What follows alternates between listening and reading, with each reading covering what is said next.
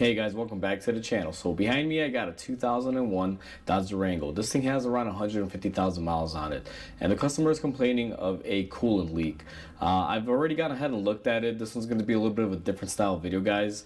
We'll get into this in a second, but before we do, if you guys haven't subscribed to the channel, go ahead and hit the subscribe button down below because it definitely helps the channel grow. And with that said, let's go ahead and start on today's video. Alright guys, so this truck features a 5.9 liter V8.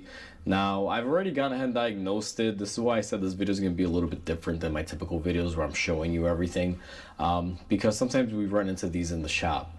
So I diagnosed it, and I confirmed that the coolant leak is coming out one of the freeze plugs. Now, it's very common for these older 5.9 liters. I've seen quite a few leak from the freeze plugs, and you know, sometimes they're usually pretty easy. They're right up front, you know, you knock them out, you know, put a new one in there, seal them up, usually you're pretty good to go. In the scenario of this one, the freeze plug that is actually leaking is towards the back of the engine, and there is no room for me to get in there whatsoever.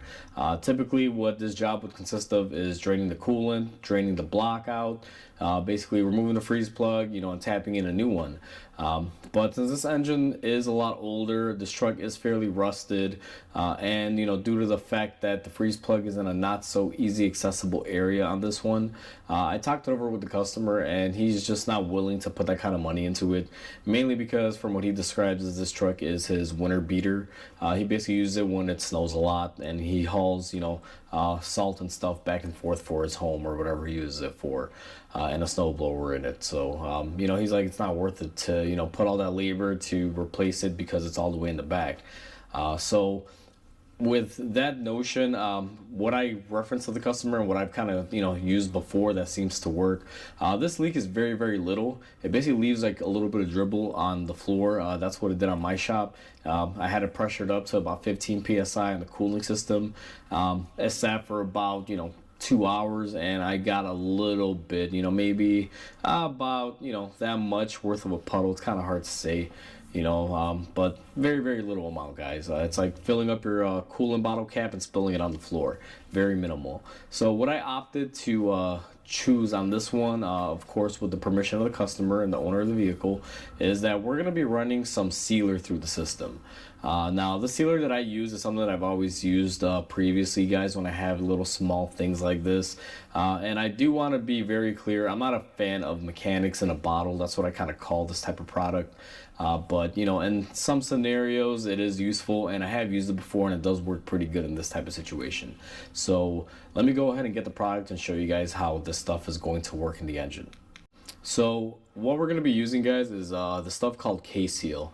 The way this works is inside of here is basically a liquid. It has a bunch of metal that is finely ground up. I believe it's copper or zinc or something of that nature. I'm not exactly sure, so don't quote me. But what happens is it's basically filled with, you know, metals that will take place wherever the leak is, and kind of, you know, be able to melt off in the temperature that the coolant runs in and kind of plug up the hole. And that's how this stuff works.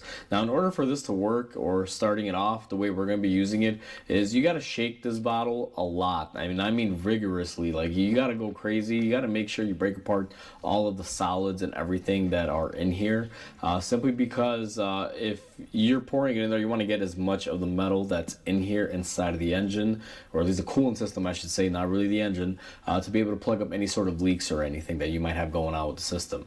So what I'm going to do is, I'm going to do this off camera. I'm going to go ahead and shake the bottle really, really well, and then we're going to move on to the steps of adding this to the truck.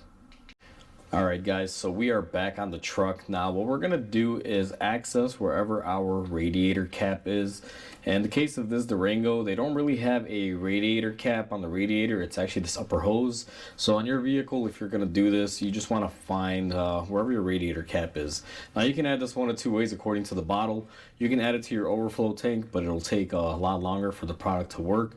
But if you pour it directly inside the cooling system, it works a lot better. That's what we're going to be doing right now. So I went ahead and I shook the product really, really well. And I'm going to try to get a close-up zoom of this when I pour it in. Now the engine must be absolutely cold, guys, and you guys can see it's not really a water product. It's kind of chunky and thick, and you can kind of see there's like copper elements to it.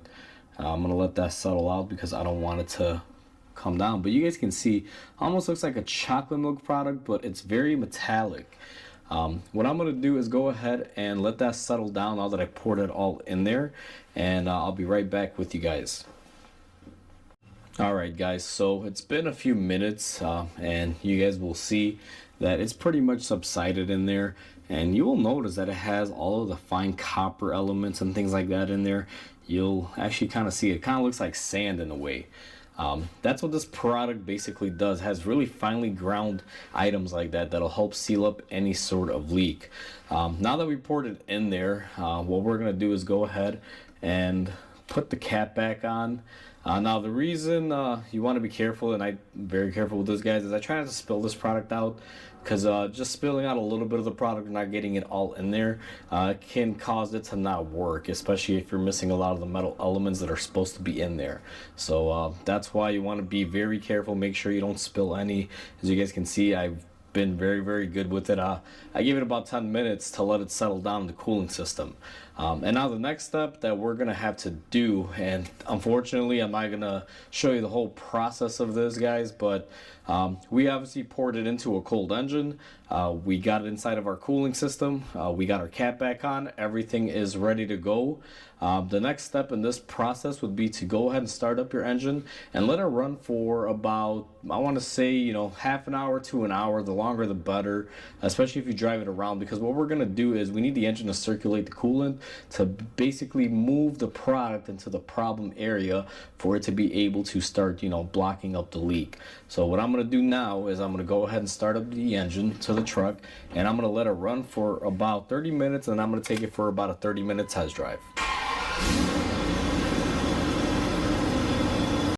So I've already gone ahead and I ran this truck for about 30 minutes guys, and then what I did was I took it out on the road for about another 30 minutes to try to get the engine to really warm up, and I was a little bit aggressive with it, you know, giving it a little bit of acceleration here and there, trying to warm up the engine and get that product flowing through.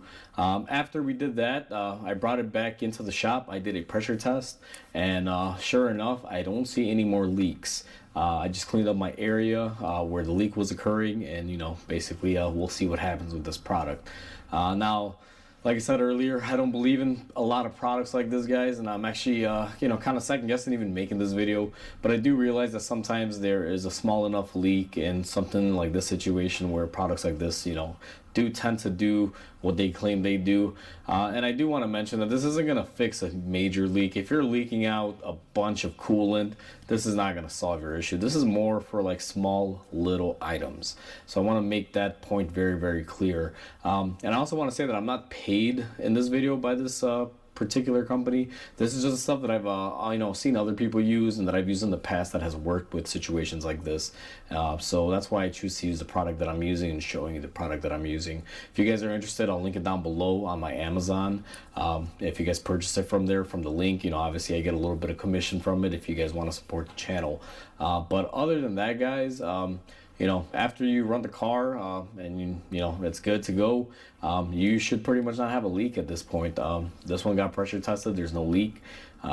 Sometimes it's kind of difficult with a product like this because you don't know if it worked or not, and the best way to put it is sometimes if you don't got equipment to pressure test, what you have to do is just simply drive it and let time progression, you know, go through it and see what happens. I usually find it takes about a good 4 to 5 days to really know if it's working or not. So even in this scenario, even though it may be working for now, it may not work in a couple days from now. So you never know, there's always the risk. But if you have no way to test and you use this product, just like I said, pour it in, drive the car, let the engine warm up, get to operating temperature for at least an hour, and then, you know, wait a couple days, just continue driving it like normal, monitor your coolant level, and you know, time will tell you if it's working or not.